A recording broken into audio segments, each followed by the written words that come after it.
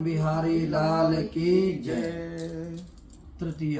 तब श्री सूत जी बोलते हैं कि हे श्रेष्ठ मुनियों, मैं और भी कथा कहता हूँ, सुनो।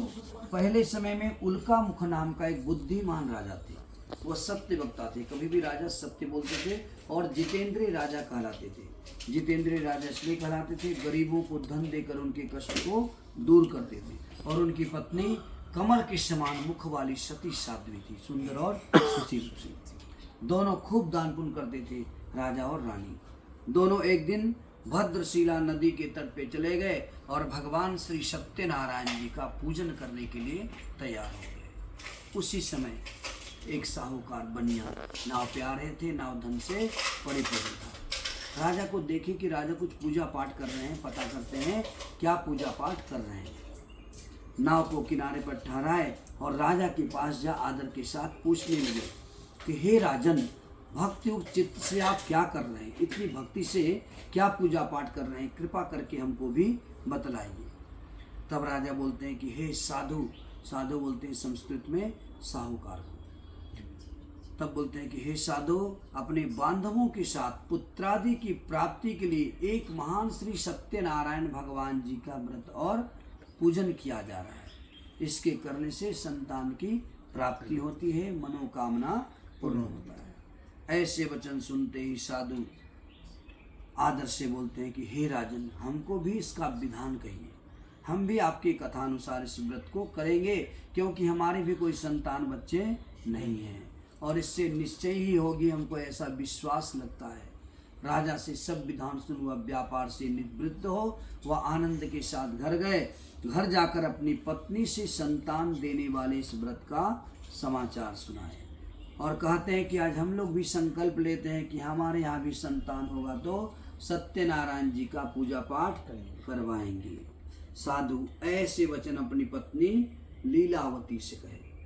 उनकी पत्नी का नाम लीलावती। एक दिन उनकी पत्नी लीलावती अपने पति के साथ आनंद चित्त हो संसारिक धर्म में प्रवृत्त होकर श्री सत्यनारायण भगवान की कृपा से गर्भवती हो गई तथा 10वें महीने में एक सुंदर कन्या का जन्म हुआ। दिनों दिन वह इस तरफ बढ़ने लगी जैसे शुक्ल पक्ष का चंद्रमा बढ़ता हो। शुक्ल पक्ष का चंद्रमा तेज होता है, जिसको गांव में जोरिया रात बोलते हैं ना। एक महीने में 2 पक्ष होता है, 15 दिन कृष्ण पक्ष, अमावस्या से पहले कृष्ण पक्ष, अमावस्या के बाद शुक्ल पक्ष पूर्णिमा तक। तो शुक्ल पक्ष का चंद्रमा जो होता है तेज होता है, तो उसी तेज की तरफ बढ़ने लगी उनकी कन्या और उनका नाम रखा गया कलावती। माता का नाम लीलावती, पुत्री का नाम कलावती। तब लीलावती मीठे शब्दों में अपने पति से कहते हैं कि हे स्वामी, आप जो संकल्प किए थे कि भगवान जी का पूजा पाठ करवाएंगे संतान होने के बाद, अब क्यों नहीं करते? भूल गए। अब तुरंत ही कर लेना चाहिए। अब तो हमारे बच्चे का नामकरण भी कर दिया गया। तब साधु बोलते हैं कि हे प्रिय, कन्या के विवाह के समय इस व्रत को अवश्य करेंगे, पूजा को टाल दिए। अभी तो जन्म ही लिया है बच्ची, शादी होने में तो बहुत समय लगता है, इतना दिन पूजा टाल दिए।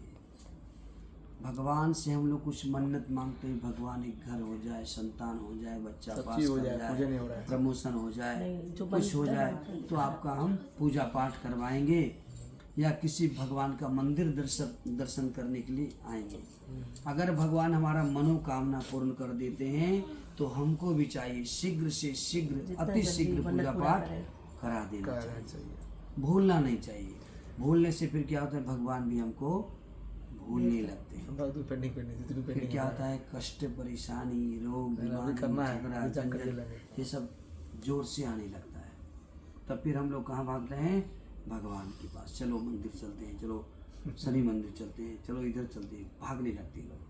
कष्ट पाते ही हम लोग भगवान के पास जाते हैं। इसलिए ऐसे भी हम लोग कुछ भी मन्नत मांगते हैं तुरंत कर देना चाहिए और प्रतिदिन भगवान के लिए समय निकालना चाहिए। जिनको भी ज्ञान हो गया है, बच्चे हैं, बड़े हैं, जो भी, उनको हर आदमी को चाहिए 5-10 मिनट प्रतिदिन भगवान के लिए समय निकालना चाहिए। स्नान ध्यान हो गया, सीधे भगवान के पास हाथ जोड़ के आ जाना चाहिए कि हे भगवान, दिन भर में कुछ गलती, कुछ पाप हो जाए तो आप क्षमा कर देना। 5-10 मिनट भी भगवान के पास समय दे देने से भगवान प्रसन्न रहते हैं। भगवान को ये सब फल फूल मेवा मिठाई का जरूरत नहीं है। हम तो अपनी भक्ति श्रद्धा से चढ़ाते हैं। जैसे साक्षात भगवान कौन है भी?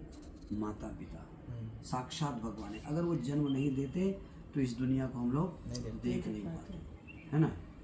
तो इनको क्या है, इनको पैसा आप नहीं भी देंगे, कुछ नहीं भी देंगे, फिर भी प्रसन्न रहते हैं। आप खाली प्रेम से बात कीजिए, उतने में प्रसन्न रहते हैं। इनको क्या रहता है मन में, बेटा तुम खुश रहो, हमारे बच्चे का घर हो जाए, जमीन हो जाए, ये हो जाए। इनके मुख में यही रहता है, आपकी उन्नति के बारे में रहता है। उसी तरह भगवान भी है, हमसे कुछ मांगते नहीं है, सिर्फ भाव मांगते हैं कि याद करो इतना अच्छा मनुष्य शरीर दिए हैं।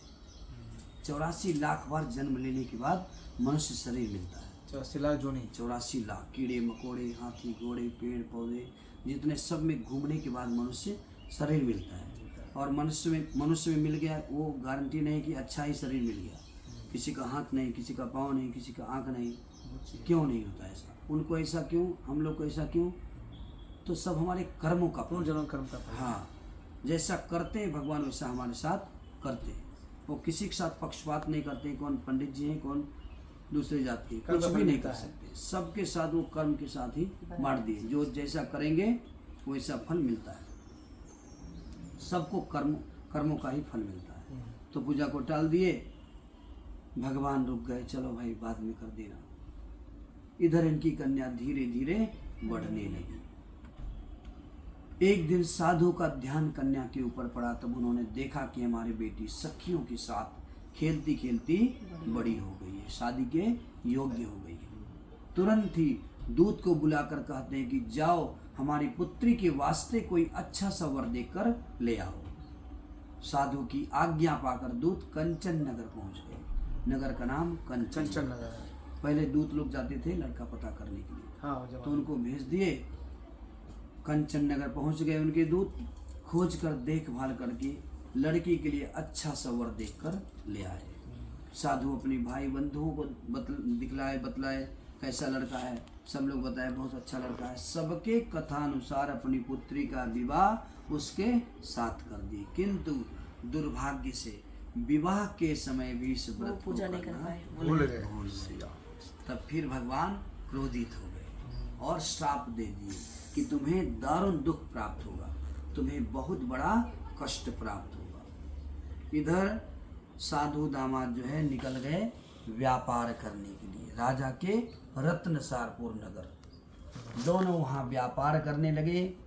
एक दिन भगवान सत्यनारायण जी की माया से कोई चोर राजा का धन चुराकर भागा जा रहा था, किंतु राजा के दूतों को आता देखकर चोर घबराते हुए भागते हुए राजा के धन को वही नाव में चुपचाप रख दिया जहाँ ये दोनों ससुर दामाद सो रहे थे।